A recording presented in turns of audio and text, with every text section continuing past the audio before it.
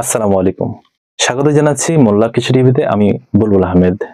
বন্ধুগণ, এই কয়েক মাস থেকে পুরো বাংলাদেশে, আমরা যতটুকু জানি যে পুরো বাংলাদেশে লাম্ফির যে ছড়াছড়ি, তাতে করে এখনো অনেক গরু লাম্ফিতে ভুগছেন এবং অনেক গরু লাম্ফি থেকে রেহাই পেয়েছে, আবার কিছুটা পায়নি।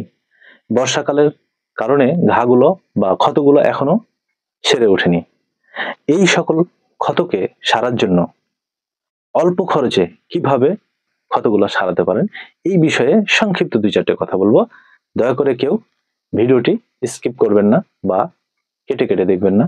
পুরো ভিডিওটি দেখলে আপনি প্রাথমিকভাবে যে গরু চিকিৎসা করে নিজে নিজে ক্ষতগুলা সারাতে পারবেন। আমি শুধু লাম্ফির কথা বলছি তা না, ক্ষত যে কোনো ক্ষত হতে পারে, খুরা রোগের ক্ষত হতে পারে, বাতাস আঘাত থেকে যে ক্ষত হতে পারে, যে কোনো ক্ষত, বাহ্যিক যে ক্ষতগুলো আছে, এগুলো সারার জন্য প্রথম কাজ যেটা করতে হবে সেটা হচ্ছে ঘরোয়াভাবে কিছু ব্যবস্থা আপনি নিতে পারেন।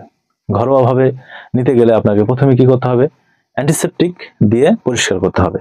জায়গাটা পরিষ্কার করতে হবে, সুন্দরভাবে পরিষ্কার করতে হবে। অ্যান্টিসেপটিক কি? নিমের পাতা।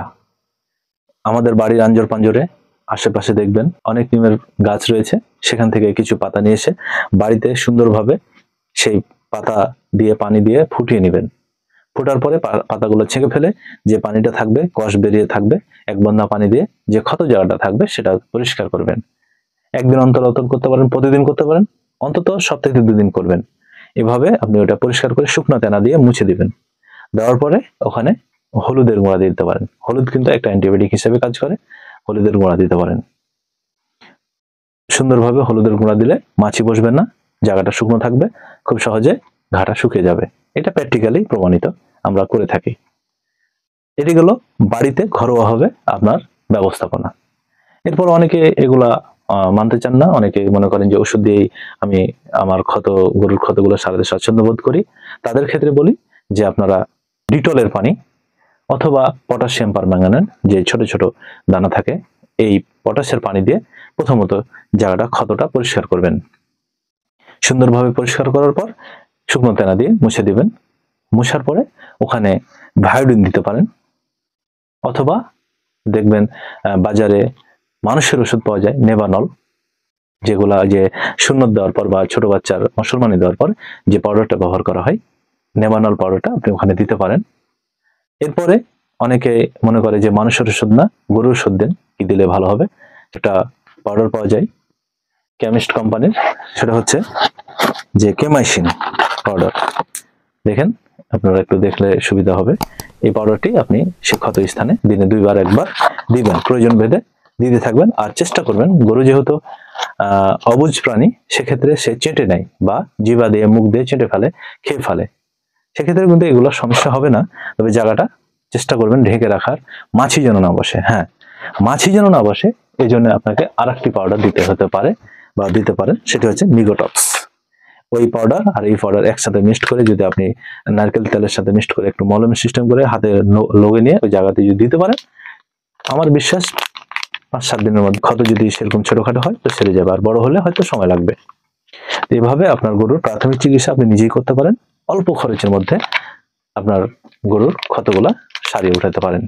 এবং বাজারে অনেক ধরনের স্প্রে পাওয়া যায়, যেমন এশিয়া কোম্পানি একটা স্প্রে, স্কিন কেয়ার স্প্রে বাজারে নিয়ে আসে কোরিয়া থেকে, সেই স্প্রেটাও দিতে পারেন, খুব সহজে সেরে যাবে।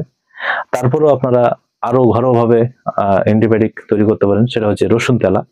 রসুনের কোয়াগুলা ছেঁচে নিয়ে সরিষার তেলের সাথে ফুটিয়ে নিয়ে ওটা সুন্দরভাবে দিলে ঘায়ের জায়গাটা শুকিয়ে যায়। রসুন তেলা দিতে পারেন। এভাবে আপনি আপনার গরুকে ওষুধ, বাহ্যিকভাবে ওষুধ দিয়ে এটা সারাতে পারেন। আর একটা পাউডার পাওয়া যায়, সেটা হচ্ছে নিয়োগ জেল। এটাও এসকেপ কোম্পানির খুব ভালো অ্যান্টিবায়োটিক, নিউমাইসিন সালফেট, যেটা আমি মানুষের ক্ষেত্রে নেভানল বললাম, সেই গ্রুপেরই এটা খুব ভালো কাজ করে। এটা আপনি ব্যবহার করে দেখতে পারেন, আপনার গরুর ক্ষততে খুব সহজে সেরে যাবে। এরপরে অনেক সময় দেখা যায় যে পচাড়ি হয়, ঘা হয়, বিভিন্ন ধরনের ক্ষত হয়। ক্ষত তো বিভিন্ন ধরনের হয়, কিছু ক্ষত হয় লাম্পি থেকে বা খুরা থেকে, হালকা অ্যান্টিবায়োটিক দিলে যে সেরে যায় ব্যাকটেরিয়া জনিত কারণে। আর কিছু হয় ফাঙ্গাস থেকে। ফাঙ্গাস থেকে হলে অবশ্যই আপনাকে অ্যান্টিবায়োটিক দিলে কাজ হবে না, সেখানে আপনাকে দিতে হবে ফাঙ্গালিন, মানে ফাঙ্গাস দূর করতে পারে এমন ওষুধ বা এমন মলম, এই যেমন দেখুন এটা ফাঙ্গালিন, দেখে থাকবেন বাজারে ফাঙ্গালিন মলমটি আপনি দিনে 2-3 বার ব্যবহার করবেন। ওই অ্যান্টিসেপটিক ব্যবহার করতে পারেন, অ্যান্টিসেপটিক ব্যবহার করার পরে এটা ব্যবহার করবেন। তারপরে ডেজেলেফার, আপনি যে কোনো ফাঙ্গাস বলেন, অ্যান্টি অ্যান্টি মানে ব্যাকটেরিয়া ঘটিত কারণ বলেন, যে কোনো জায়গাতে এটা দিতে পারেন, ভালো কাজ করে। পচারি ঘায়ে দিতে পারেন, উপরে যে কোনো চর্মরোগে এটা দিতে পারেন। ডেজেলেফার আমার মনে হয় অনেকে চিনেন এই ওষুধটি, অনেক ভালো কাজ করে, আপনি ব্যবহার করে দেখতে পারেন। আশা করি আপনারা এই ভিডিও থেকে আপনার গরুকে খুব সহজে ক্ষত শুকানোর জন্য কিছুটা হলো জ্ঞান অর্জন করতে পেরেছেন।